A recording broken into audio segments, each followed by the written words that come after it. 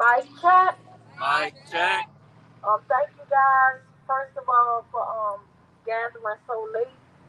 Really appreciate you guys. And thanks everybody that's watching us on social media. Thank you guys for tuning in so late. Um, this is a special West Wednesday. This is week 513. And this is a dedication to my brother Tyrone West. His birthday was literally on the 22nd, and we're doing a special West Wednesday for him, as well as my grandmother. She passed away 2 years ago, and my brother Tyrone and my whole entire family just loved her. My brother Tyrone always called my grandmother his baby, and we kind of adopted that, me and him. But anyway, again, just thank you. In case anybody don't know who my brother Tyrone West was, he was a man of God. He was a father. Um, I'm not going to really go into, the way he was murdered and things like that. I just want to uplift his name in every which way, possibility, in a positive way that I can. He was an artist. He was the first grandbaby of the family. He would have been 54 years old. It's just a lot. He should be here with his family. So it's just a lot of things too for me to be thankful for because literally my daughter, she graduated this weekend, and to me that was a blessing because he always wanted to see her graduate, even though he's not physically down here. But the fact that he gave me a very strong, definitive sign that he was with me on graduation day. Literally, when I was driving to our graduation on Friday, um, I have a playlist that plays in my car all the time, and it was just ironic that the song that my brother loved to work out on, like loved to be active on, just loved all the time, that he would always play in my car was Love Sosa, and that song came on, and it felt like he was right there with me, and I was just like, I wasn't sad, I just felt like that cozy big brother hug, so it was all good. So that's why I literally, when his birthday happened this week, I didn't want to do nothing sad and like bring my daughter's spirits down and bring. And then his son, his youngest son, literally came from out of town just to be a part of my daughter's commemorate. I'm sorry, her celebration, and of her graduating from college. So just a lot to be thankful for.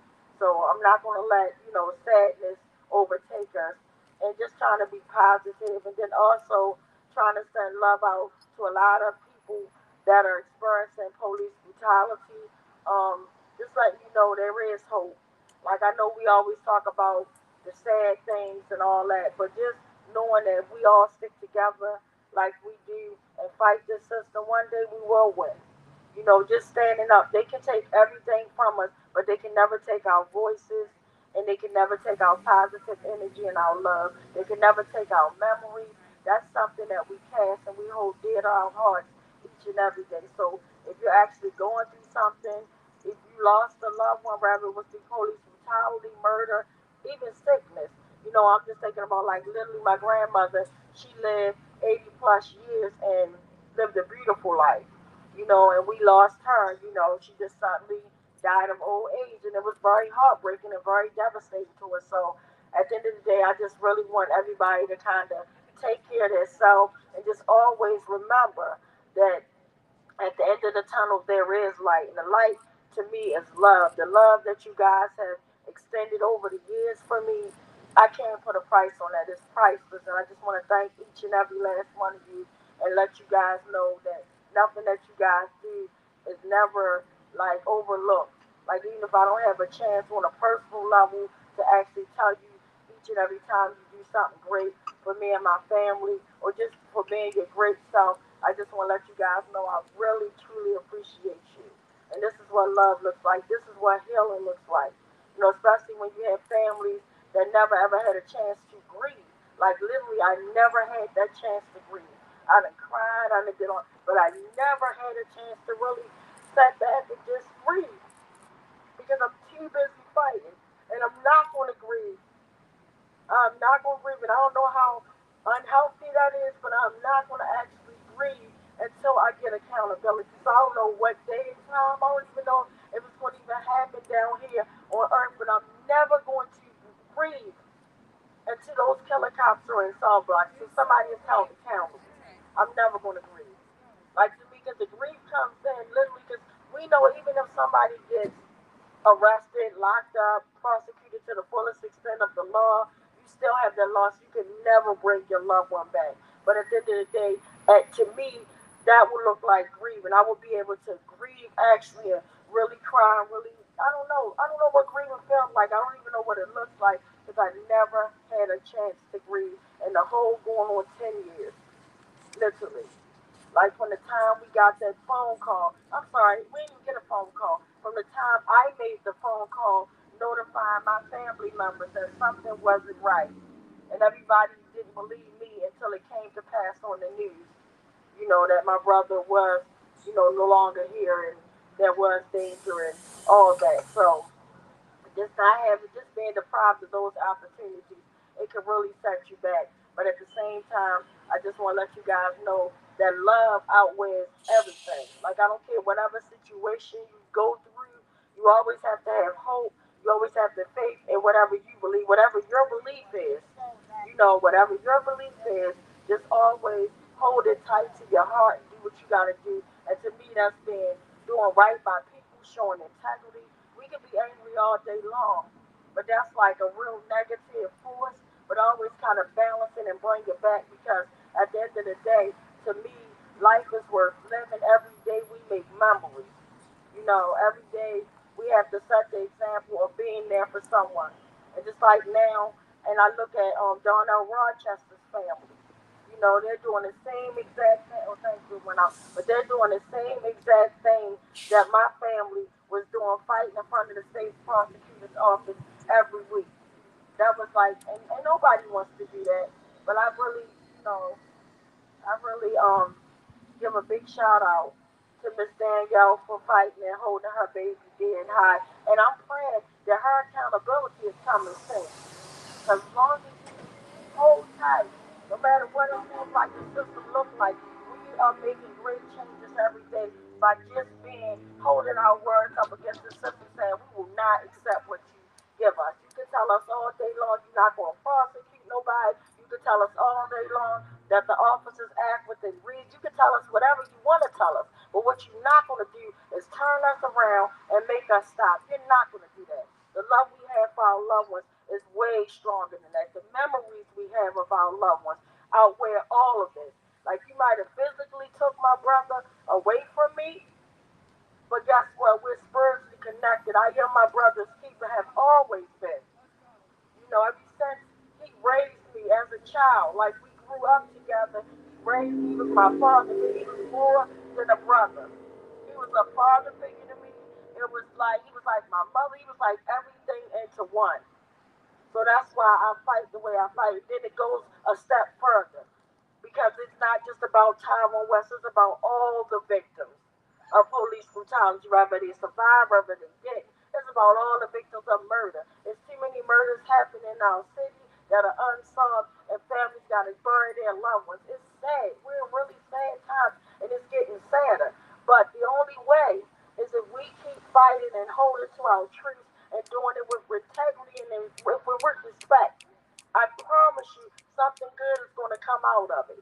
We don't understand what's happening. I don't even understand it.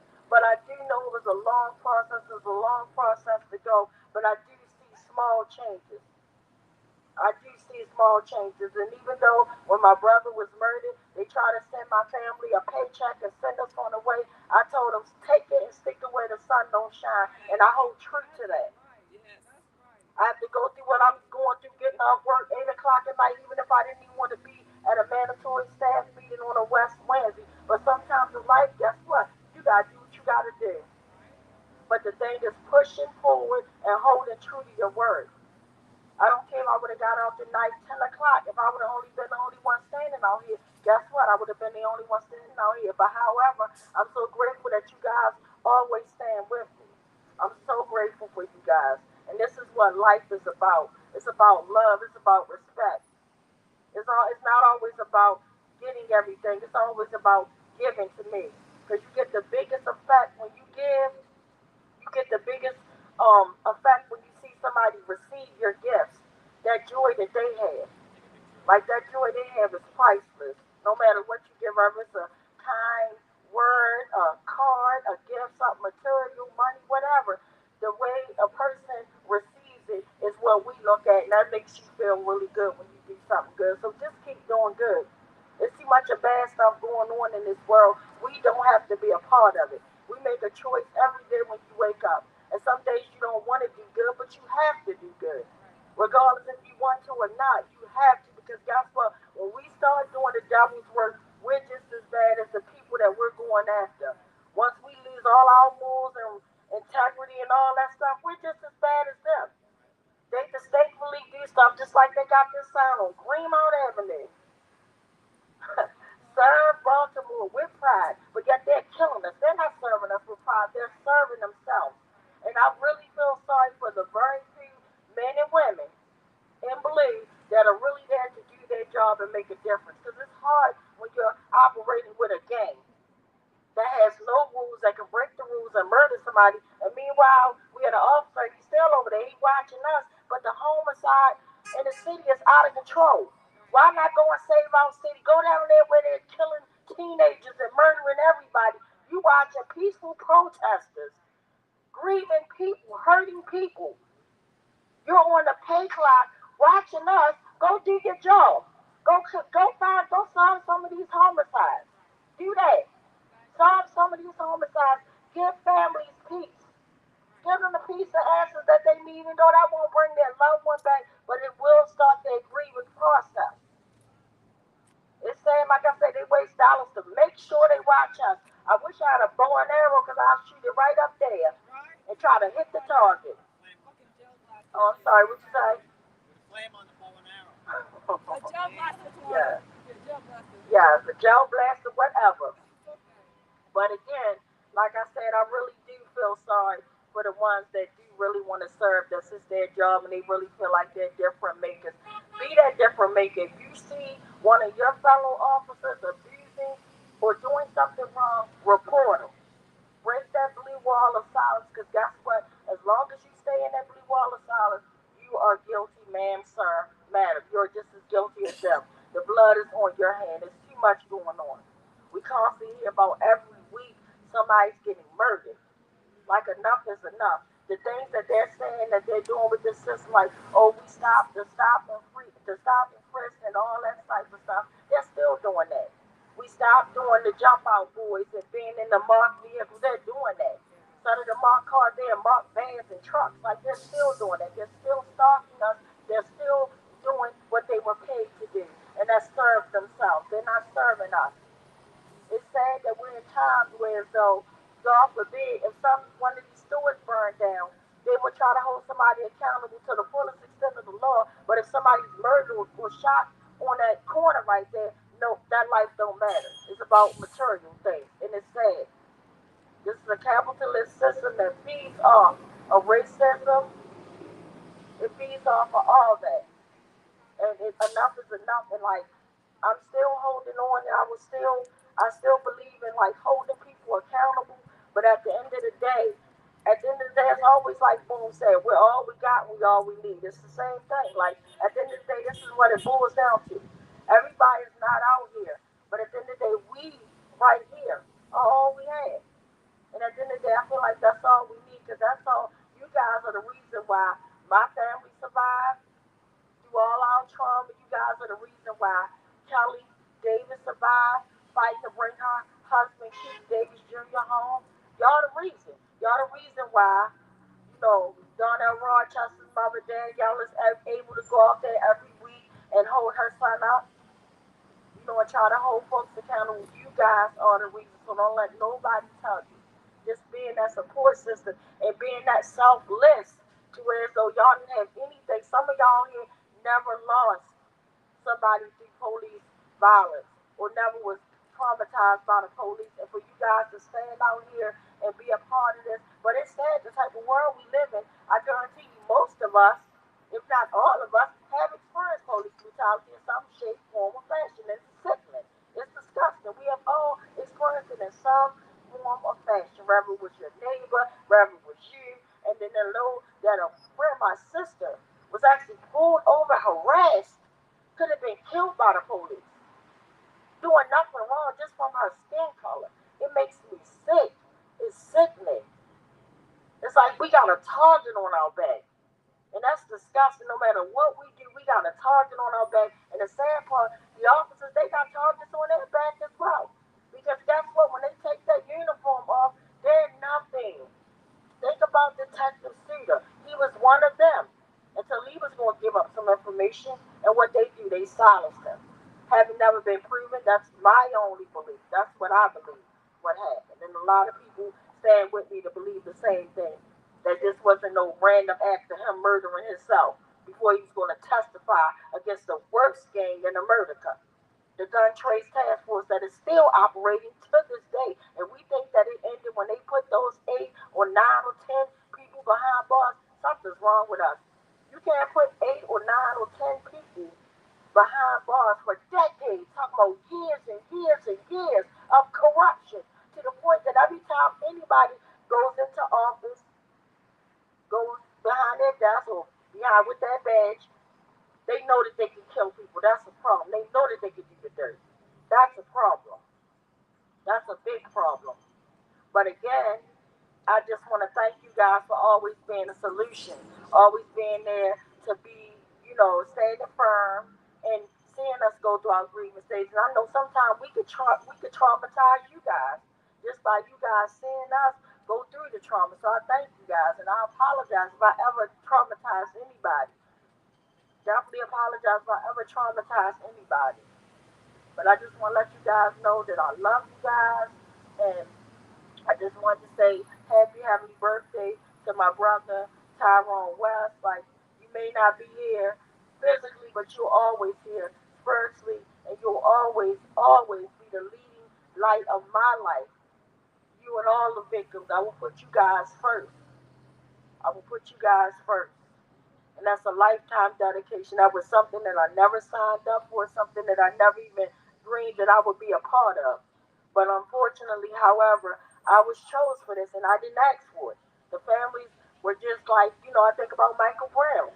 He just had a birthday and he's no longer here with his family. Left in the street like roadkill. And his father, his mother got to lift up his name. There's so many victims out here that the families are just fighting for. But guess what? Keep on fighting. Don't let nobody turn you back, turn you away. Just keep on fighting. So I'm gonna open up the mic. If anybody wanna say something, add to it. Mic check.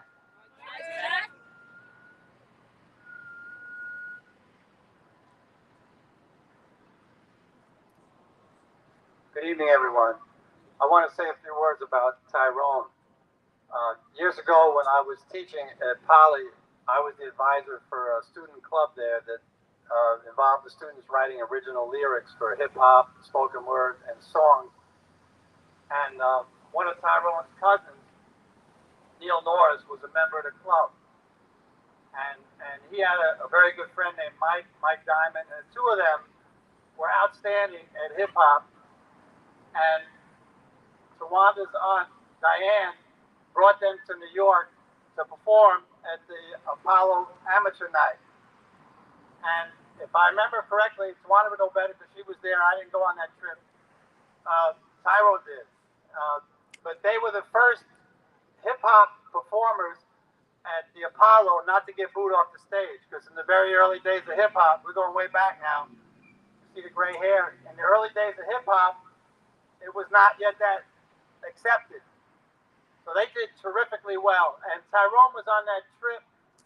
I think if the circumstance had been a little different and we had had an opportunity to meet, I expect we would have really appreciated one another. I know I would have appreciated him from everything I've heard and from the wonderful other members of the family that no doubt have many of the same qualities. The other thing I wanted to mention is that right up here, a couple of blocks, is a neighborhood called Guilford.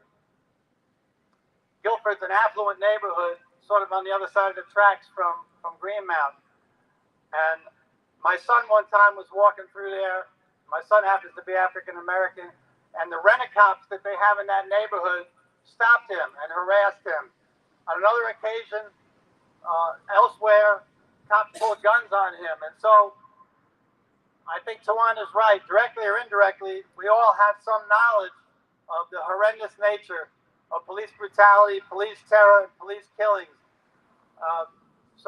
My thoughts are with Tyrone. It was his birthday 2 days ago, and I wish I'd gotten a chance to know him.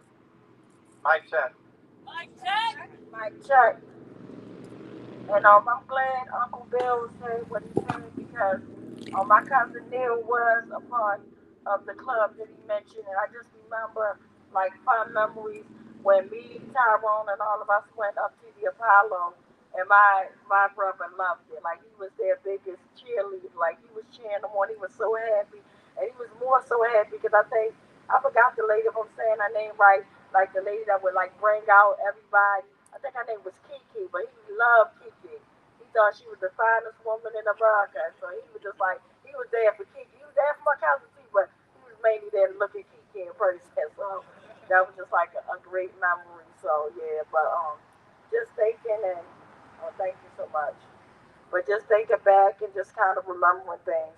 And just like I said, let your memory, like for one, make great memories every day. Like no matter how lousy your day may be or how strange your change may be, just find that good place in that day and focus only on that. Don't let the bad negativity steal your joy or take your day away. Just always remember it's always love and everything, no matter what. Like at the end of the day, if you're blessed enough to wake up the next day, that's that moment you get to hit that reset button, and that's that moment you get to start all over again. Like you could be like at the bottom of the pits one day, and then wake up the next day and be on top of the world. Like, wait a minute, how does this happen? Like, how that rotate? This is like a lot of crazy stuff going on that you can't make up. I'm tired of saying Hollywood couldn't make up all the stuff that I'm going through. I think I'm gonna write a book when all this said and done.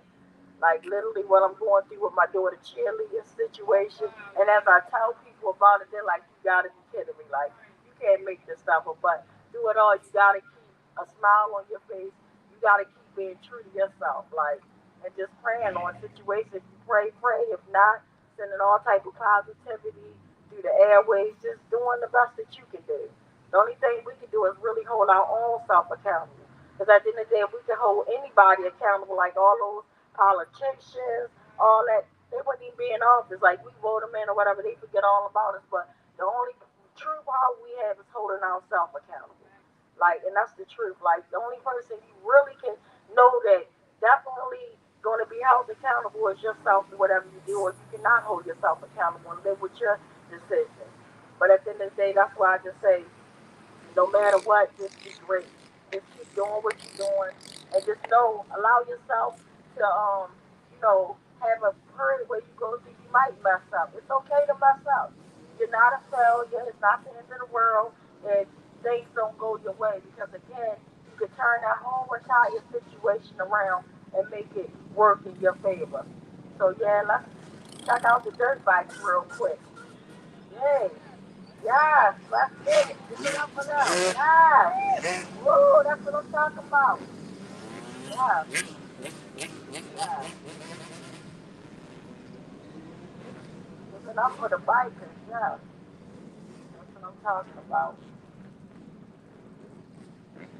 And that's what life is about, just enjoying it. Whatever you enjoy doing, whether it's riding a dirt bike, whatever you enjoy doing, live your truth, do your best, and just keep doing great.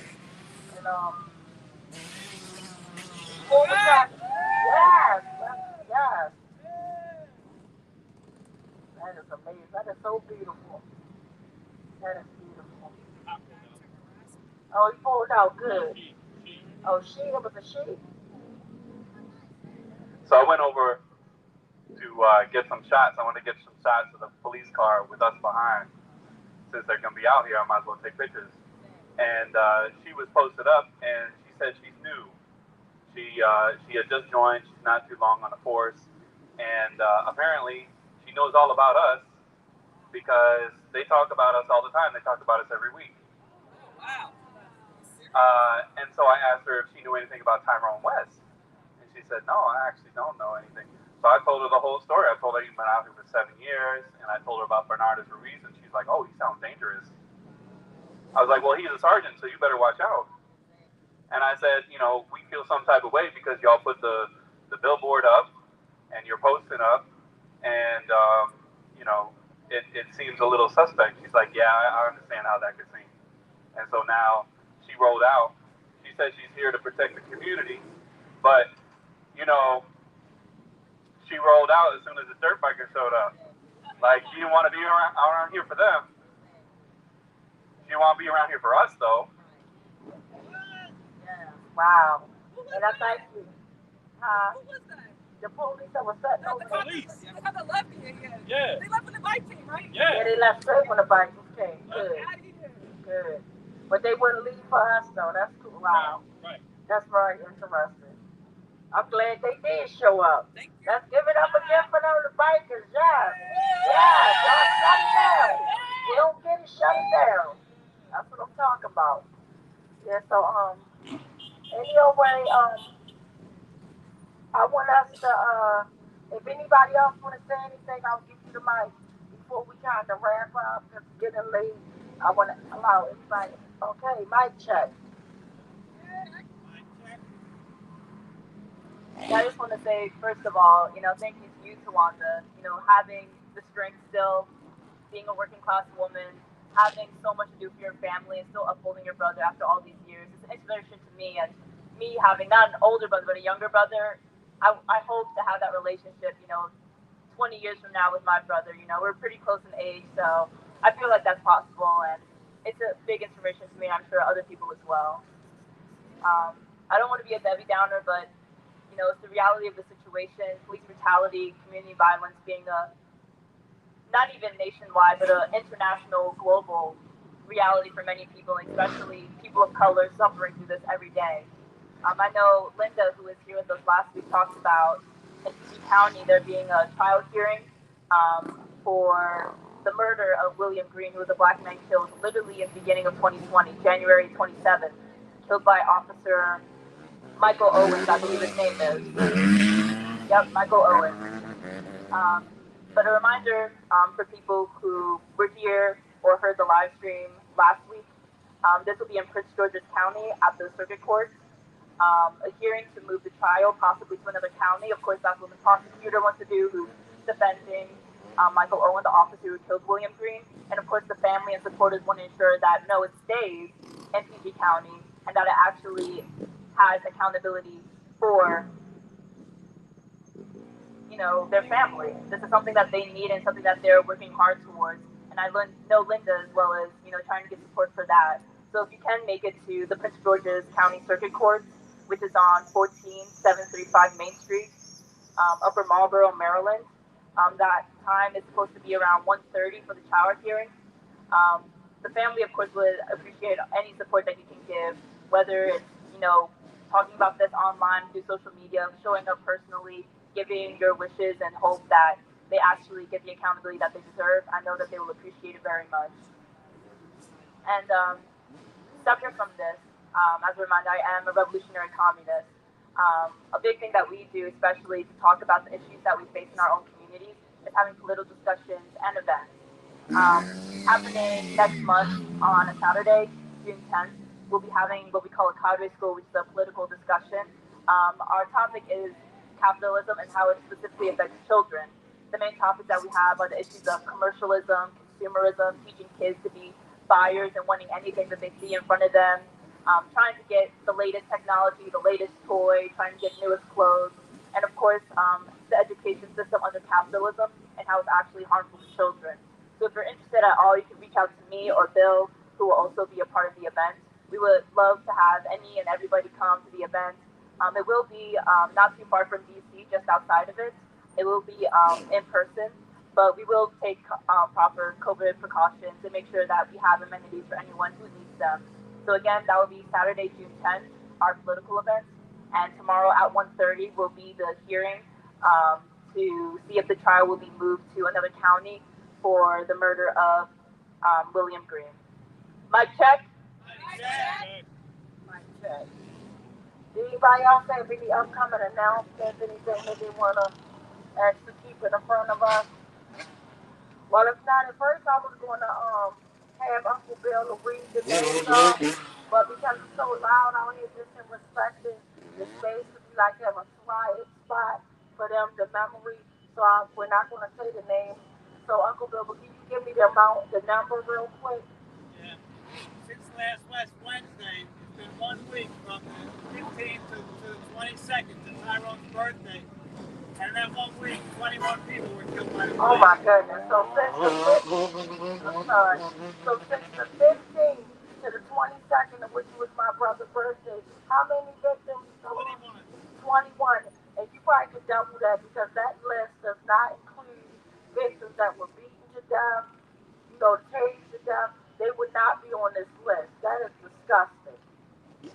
And that's a big problem, but that shows you the language that they're saying it's okay to kill us. It's okay to brutalize us.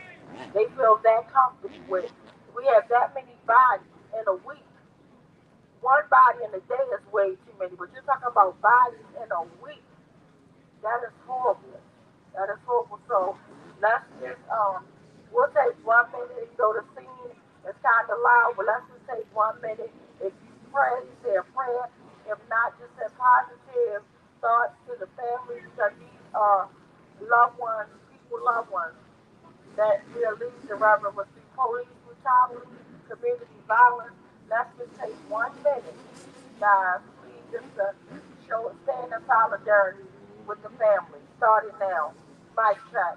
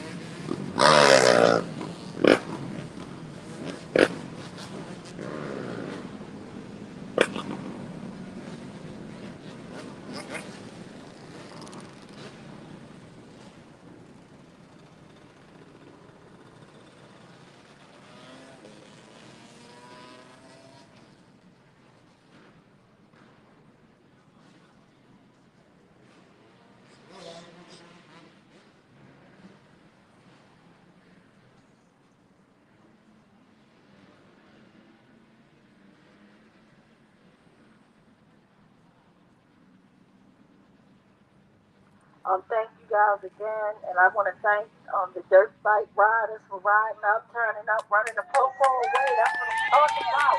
That's what I'm talking about. That's what democracy looks like. That's exactly what it looks like. And then me as a praying woman, I'm gonna pray because starting on Friday they're setting a curfew. Because our babies are already the target. They're actually setting a curfew. And we're talking about men and women that don't really care about our kids. And as the commissioner said, let's look at the other teenager that was damn near killed that fighting through surviving. He's trying to survive now through his injuries. The teenager, the 17-year-old that lost a kidney. What's his name? Makai Franklin. My heart prayers goes out to Makai Franklin's family. But as I'm sorry, say that again. Kidney and a spleen. Yeah, kidney and the spleen. But that's what our commissioner called community engagement. That's community engagement. So I don't want that type of community engagement this weekend where they're planning and anticipating, and they're more so worried about the property. They're worried about the harbor. They're worried about Fells Point. They don't give a damn about all these murders. You can see that they don't care. That's obvious. That's a no-brainer. But I really feel sorry. So I'm just asking mothers of teenagers, watch over your own babies. Don't let them give your babies a curfew. If you can kind of just watch over them extra close and tight and watch their engagements and have them in the house or have them out of that situation. I'm just asking you to step up. It might be hard if you don't have control over that situation, but just keep your babies close to you. And not even just this weekend, just period. There's so much in the city is going on. That's why I think a lot of times my daughter gets upset. Ma, I want to go to this party. I want to do that. I have to step up and say, I'm sorry, baby. As much as I want you to go and have some fun, but no, we We're gonna do game night at Mommy house. You can invite your friends on over. I can order us pizza. We can watch a movie on the big screen. You gotta get creative. My baby wanted to hang out on prom night. The prom came to my house. The prom came to my house. Y'all want to do game night? Come to my house. I'll make sure, and I'm sitting right up there. I'm the one dealing out the cards at the table. I'm the one putting the popcorn on while y'all watch the movie. And I'm sitting in the back where y'all want some fruit punch. I'm her. I'm the earthy one, but you gotta be like that, especially with our babies, because even though they might don't like it, we gotta hold on tight to them because we don't want to what and the person else say as soon as something happens bad, they're gonna blame y'all anyway. So then it ain't about blame. I want to make sure my baby's straight. That's when they take them away. And think you have no control over. So right now, take your own kids back. You don't need them to tell us a curfew. Give your own child a curfew. Take it back to the old days. So I'm just praying that we get through this whole weekend and just through the summer as we get hotter, more bodies are dropping. As the weather warm up, it's like so many homicides, and this is sad. I'm looking at as we were stuck in the house during the pandemic. It was like people weren't really. I mean, people were still getting sick, but it wasn't that many fatalities. Everything was good, even though it messed our mind up being isolated. But at the same time, it kept a lot of people alive. And then as soon as we're back outside, everybody's getting murdered. It's just way too much to just please keep safe, keep your family safe, keep your neighbors safe. You ain't gotta be a mother. You see, and then you could volunteer to babysit. Hey, I'm a hold Lord Johnny, and they come spend the night over my house. Just watch them. I mean, it's a hard task, but sometimes we gotta do what we gotta do because it takes that village to raise our babies. So remember, live to love to live. I love you all, and I will see you guys again next West Wednesday. Mic check. Mic check. We can't stop. We won't stop. We won't stop We won't stop. until Killer Cop Until the cops on Cell Block. and cell blocks. We can't stop.